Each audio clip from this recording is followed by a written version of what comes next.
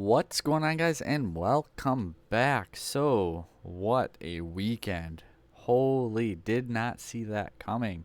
Again, the deck was starting to top more. We talked about it and kind of mentioned it a bit, but 8 tops in the top 64 in Vegas. The deck did not get top 64 out of the known tops, that is, overseas.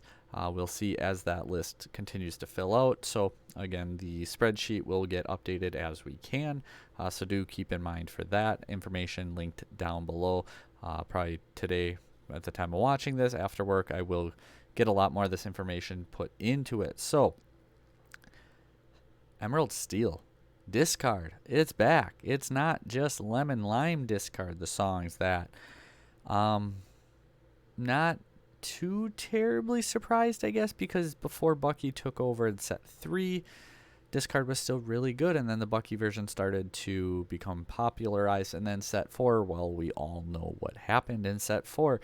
So the list kind of went back towards the set 3 Prince John discard lists, and this is the deck core that we have. Obviously, Pete was not around back then, but you have the Diablo shift line, your Ursula, which is just going to be standard in Emerald decks. Pete, now pretty standard in your Steel decks. Beast Tragic Hero is a staple in this deck, and it's about a third of the cost. The deck comes in at about $500, anywhere from like 12 to 16 uninkables, depending where and how you want to build the deck. I did slightly change up this video too. We're going to go over the deck core that you see on your screen. We have the Storm and the Strengths. Those just songs kind of rounding it out. The deck core is the minimum played across all 8 of the topping lists. That means all 8 of them played 4 of these cards, and no other cards were common between all 8 lists. But this time we're going to go show the tech cards then, and instead of then showing the list, I put a list together using the most common ratio. So meaning cards that were played in at least 50%, so in this case 4, and then the most common ratio they were played at.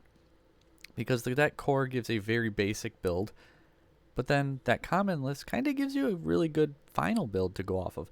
But sometimes, just sometimes, the tech cards that aren't common are why players win events. So after the most common list, I do have my updated list for how I would run the deck personally. So let's go ahead and look at those tech cards, because there's quite a few. In our 1-drop spot, we have Clarabelle, where when you play her, if you play her later game, you can pay some ink and get rid of an item, and she's inkable. That's pretty good. Cursed Merfolk saw some play in a list, being aggressive, forcing that discard, because then you hit the Merfolk Flynn 1-2, hit the Prince John on 3, and all of a sudden you start drawing when your opponent has to discard. That's pretty cool. Captain Hook being really strong in pairing with Smee very well. The Robin Hood shift line, one of these lists was not as discardy as some of the others, so that kind of throws the core off as well. Do you want to commit to the discard, or do you kind of want to play a discard damage control type list, if you will? This deck, I expect in the next couple weeks to start gaining more popularity now that it's kind of been figured out more or less. Robin Hood being that other 1-drop. In the 2-drop spot, we had that Flynn Rider. Like I said, one player did opt to go with that Merfolk Flynn Prince John 1-2-3 dream combo, and then otherwise, like we said, a couple of them played the Captain Hooks with the Mr. Smees, and then you don't take the damage because you have your captain on board. Otherwise, Morph is just one of those cards that made his way into the majority of these lists. A turn 3 Beast Tragic Hero just feels broken. Anna has a lot of versatility, and she finds her way into quite a few of these lists, whether you want to force your opponent to discard or not. Like I said, the versatility of Anna makes her a very strong 1-2 of.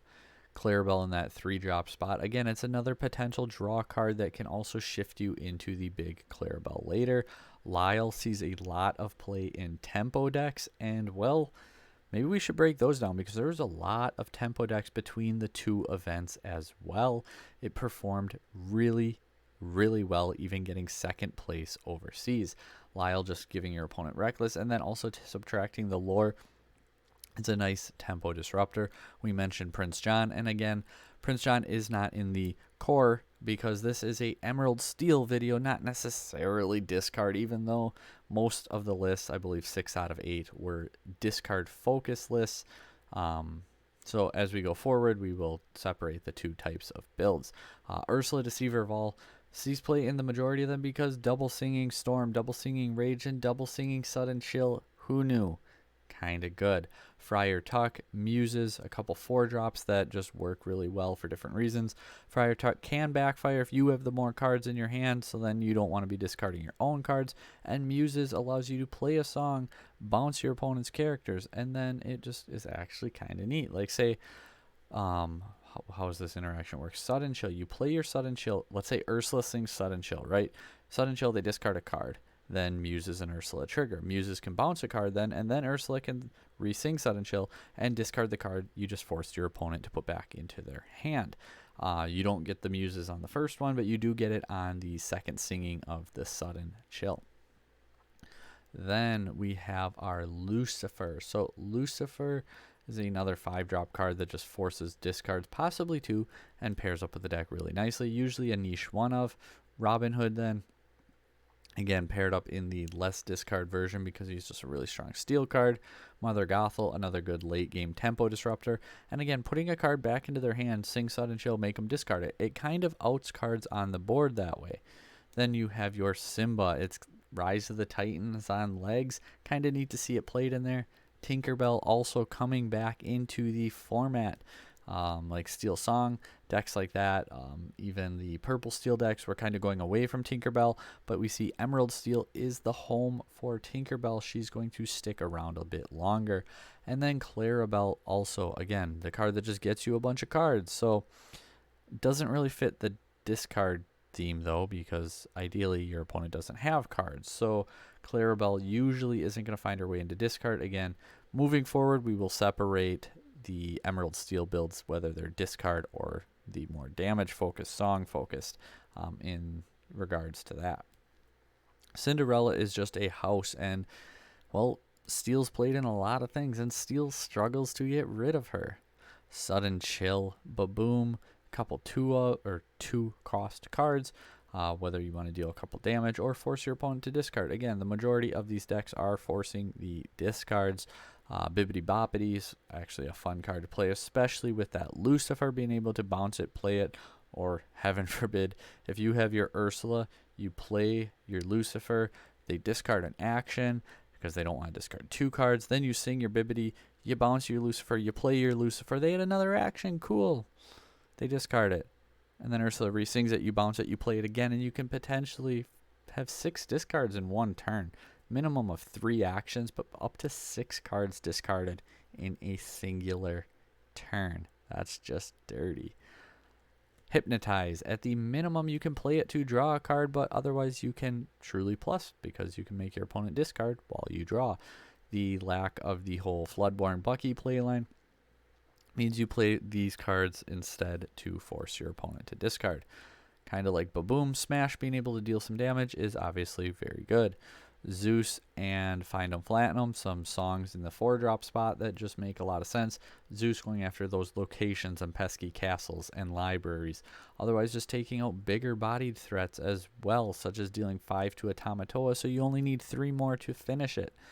Speaking of item decks, Find 'em Flatten 'em, just getting rid of all their items is very, very strong. Ideally, you discard their hand out before they can get to that late game, though.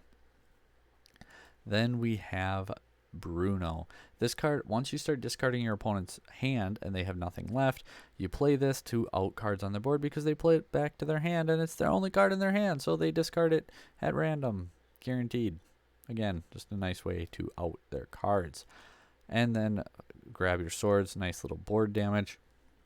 And Hidden Cove, getting that extra strength and willpower on your characters. So these are the tech cards that saw play throughout the 8 Emerald Steel decks.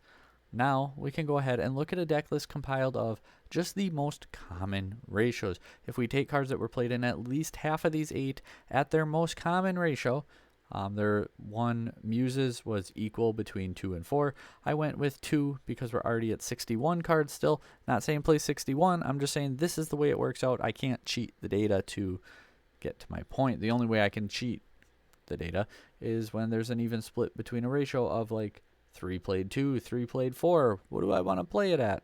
I put it at 2 so we're not at 60 3, but Muses was an even split between the two at 2 or 4.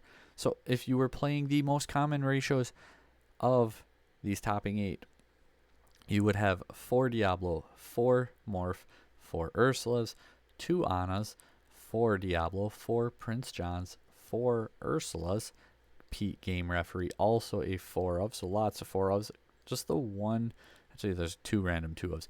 You guys are going to love me. I've seen so much people like, why are you playing so many 2 ofs? Why are you playing so many random ratios? Those people are going to love this list because it is streamlined. There is 4 ofs galore. 2 Muses, 4 Sad Beasts. Then we have 3 Tinkerbells, 4 Sudden Chills, 4 Hypnotize, 4 of each of our songs, then rounding out the Storm, the Raging, and the Bruno. And lastly, 2 Hidden Coves. So my list isn't too far different from this. I did want to get to 60 because I think clean 60 is just better overall. So what changes do I have? I dropped Anna to 1. I bring 1 Lucifer in. I also took out the lost you guys. Dropped Tinkerbell down 1 as well. I think that, I don't know, I really like Tinkerbell at 3. You see it more obviously, but we needed to get down to 60. So we went down with the Anna. That got us to 60. And I really wanted Lucifer in there, so I'm looking at the other cards. I'm like, okay, Tinkerbell can come out to 2. That is to 2. And we get our Lucifer in. So you still have the Diablo on 1 or the Hidden Cove if you need to. The format's not insanely quick. Hyper aggro isn't a huge issue. And I know you have a weak spot to hyper aggro if you miss your 1-drop. I get it, especially if you're on the draw. You can't beat everything all the time. Otherwise, we'd be in a tier 0 format. That's just how it works. Every deck has weaknesses. But Diablo on 1, Cove on 1, and then you have either Morph, Ursula, or Shift Diablo. I mean, potentially, and Shift Diablo on turn 2. Turn 3, you have your Ursula, your Prince John, your Diablo. You kind of got to pick how you want to go this, or your matchup, your Pete. Typically, you're not going to come down with Pete on turn 3, though. You play 4 because you want to see it more often, and you want to guarantee that you get to it, so you play him. But usually turn 3 isn't when Pete's going to come down because there's not a ton of turn 4 blowouts that you're going to lose to. He's more of a turn 7, be prepared, turn 5, whole new world, things like that. Really strong, but usually not a huge threat in here at this point. Anna, again, kind of situational. Usually you're going to come down with like your Ursula and then follow it up next turn with Prince John and then double sing your Sudden Chill on turn 4. And then you also get to draw 2 from your Prince John. So usually Ursula comes before Prince John, but not always. Diablo, if you need to, can also be your pivot play there. So turn 3 is really a thinking with this deck because you also have Hypnotize and they're like, there's a lot of 3-cost songs. Your turns 1 and 2, usually your hand dictates that out pretty easily, but turn 3 you really gotta just look at your hand and decide, do you play Ursula, do you play Prince John, do you like which route do you go at this point, right? So then we go into turn 4. We got Muses, which is really nice because again you can start singing songs and then putting cards back into your opponent's hand, and then playing other cards, forcing your opponent to discard. So it's just another way, kind of like the Bruno, to be able to clear their board and just get it out of their hand via discarding effects, or just keep it off the board so they just can't use it, they can't challenge, they can't get into your characters that way. Playing discard, I really like Lucifer in these Prince John builds, so we wanted to get him in there. The Tragic Hero is just too good not to play it, so it's part of the deck core. That's why he's in there. Like I said, Tinkerbell, really good. Just needed that concession to get that Lucifer in there. And the 3 Tinkerbell is the easiest card to cut down to 2. Sudden Chill, Hypnotize, the other songs, Coves. I think it's all pretty straightforward. Again, if we wanted to look at our most common, this would be a great place to take this list. Again, it's 61 cards, mind you, and to test it. But sometimes, as we mentioned, these tech cards are the cards that can win you those games, whether that's the Lucifer, whether it's the Lyle, whether it's the Robin Hood or Clarabelle lines, the Smee hook play, bibbity boppity, whether it's the Smash, the Baboom, the Zeus, the Grab Your Swords. These tech cards sometimes are the cards that win, so that's why the most common deck list doesn't necessarily mean the best deck list either. That just means this is a very streamlined, very good starting point, very good point to play and develop and learn the deck and say, I'd rather cut this card and play this card in instead of it. And then again, this only drop 2 cards, add 1. So from that most common, again, I'm not too far off. I'm not as big on Ana. I'd rather have that Lucifer in there instead of the 2 Ana, and then getting rid of the 1 Tinkerbell because I want a clean 60 for consistency. But yeah, I think that it's actually kind of crazy. I'm not surprised that the deck is back, especially with it the way the format was going. Like Steel Song's the best deck, and then we saw Popsicle kind of moving in and taking down Steel Song because it's such a good hard counter for it. And then Discard all of a sudden slips back in because lo and behold, Discard is still very good versus Popsicle. We're starting to get this triangle format once again. But don't sleep because Ruby Amethyst is still just naturally there versus everything. And tempo has been showing up and showing out. So maybe we're headed into a 5-deck format the way that it's developing out. I think it's set championships is going to be so much fun. I think we got 5 really good decks, and then you got 3 to 5 more decks that can absolutely win your set championships. Not just get you your top 8 promo, but actually get you your playmats and win these events. So stay tuned for our top 10 set championship deck video, because there might be 10 decks that can get you your set championship cards. I really think that there is. But anyway, that's enough rambling. Discard is back. Discard is back. Rest in peace, Bucky. You're not missed at all. You're not needed at all. I mean, we might actually be tier 0 if Bucky was still here. So good thing that they got rid of that. But thank you guys for watching. Until next time, like, share, subscribe, comment down below. Have a good one.